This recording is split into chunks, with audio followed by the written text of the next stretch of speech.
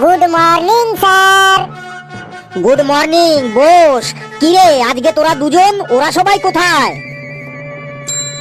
Hello, তোর আজ late হলো কেন? স্যার একটি বয়স্ক লোককে রাস্তা পার করে দিচ্ছিলাম। ঘেটু, তাহলে তোর লেট হলো কেন? স্যার আমরা দুজনে মিলে ওই বয়স্ক লোকটিকে রাস্তা পার করিয়ে আসলাম। একজন বয়স্ক লোককে রাস্তা পার করতে 1 ঘন্টা লাগে? আমাকে কি তুই শেখাতে এসেছিস? স্যার উনি কিছুতেই রাস্তা পার হইতে চাইছিলেন না। সে কি রে, সেটা আবার কেমন? স্যার ওই লোকটি বলছিল আমি রাস্তার ওপারে যাব না, আমার বাড়ি রাস্তার এপারেই, আমার রাস্তা পার হবার কোনো প্রয়োজনই নেই। তো তো আমরা দুজনে মিলে না ওই লোকটিকে কুকুরের মতো টানতে টানতে রাস্তার ওপারে দিয়ে এলাম। আয় তোদেরও এবার আমি একটু টেনে দিই। স্যার স্যার লাগছে স্যার, স্যার খুব লাগছে, আজকের মতো ছেড়ে দিন স্যার। স্যার আর কোনোদিনও লেট হবে না স্যার, সত্যি আর কোনোদিনও লেট হবে না স্যার, আজকের মতো ছেড়ে দিন স্যার। স্যার ছেড়ে দিন স্যার, আর হবে না স্যার। যা জায়গায় গিয়ে দাঁড়িয়ে থাক, ভাগ এখান থেকে। পেঁচি আর হাবলু বস, ওরা দাঁড়িয়ে থাক। May I come in sir? বাহ কালু, তোরও লেট? স্যার আমি স্বপ্নে ভারত আর পাকিস্তানের মধ্যে স্যার ক্রিকেট ম্যাচ দেখছিলাম। স্বপ্নে? তার মানে? স্যার পাকিস্তান খুব জবরদস্ত খেলছিল। আচ্ছা। হ্যাঁ স্যার, আর ওরা 360 রানও বানিয়ে ফেলেছিল। হ্যাঁ হ্যাঁ স্যার, ভারতও 350 রান করে ফেলেছিল। রোহিত শর্মা আর বিরাট কোহলি দুজনা মিলে 330 রান করে ফেলেছিল। আচ্ছা। হ্যাঁ স্যার, আর 3 বলে 10 রান দরকার ছিল। তারপর কি হলো? টেনশনে তো আমার মাথার চুল খাড়া হয়ে গেছিল। তারপর গিল এসে 3টে ছক্কা মেরে ম্যাচটা জিতিয়ে দিল। তারপর ভারত জিতে গেল, আর আমারও ঘুম ভেঙে গেল।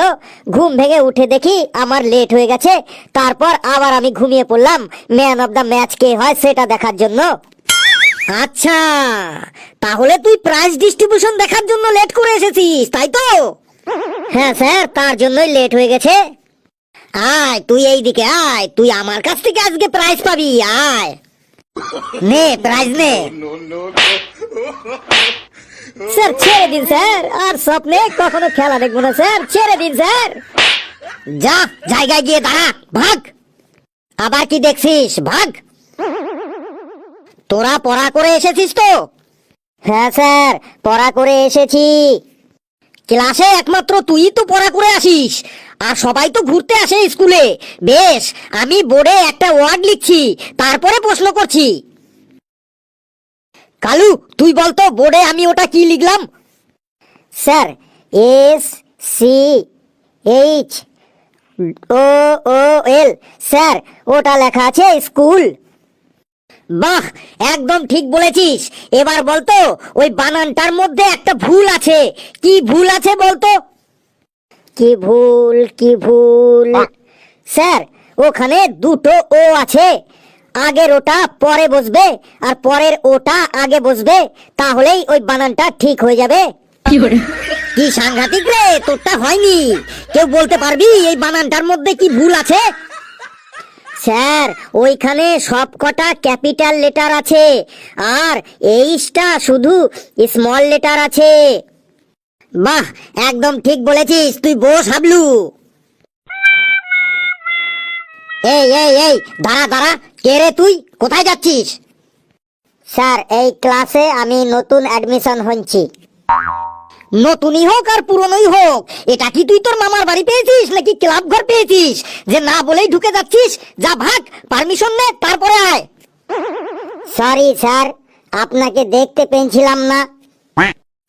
আমি কি ভূত না পেতনি যে আমাকে দেখতে পারিসনি? যা ভাগ, পারমিশন নিয়ে আয়। আমি ভিতরে আসবো? ভালো করে বল, কিভাবে বলছিস তুই? আসবো ভিতরে? সম্মান দিয়ে বল, সম্মান দিয়ে। সম্মান দিয়েই বলছি, আসবো ভেতরে। ভেলু তুই ওকে বলে দে তো কিভাবে বলতে হবে। May I come in sir, এইভাবে বলতে হয়, এইভাবে বললে দে।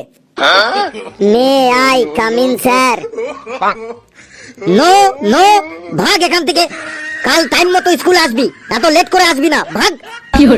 স্যার জল খেতে যাব। এই তোর শুরু হলো, এখন আমি পড়া ধরছি তো, আর ওর শুরু হলো। বেশ, তুই বল তো জল খেলে আমাদের কি হয়? যদি বলতে পারিস তাহলে তোকে আমি জল খেতে যেতে দেব। স্যার জল খেলে আমাদের প্রস্রাব হয়। আমাকে আর রাগাস না, তুই দাঁড়িয়েই থাক, তোকে আমি কোথাও যেতে দেব না।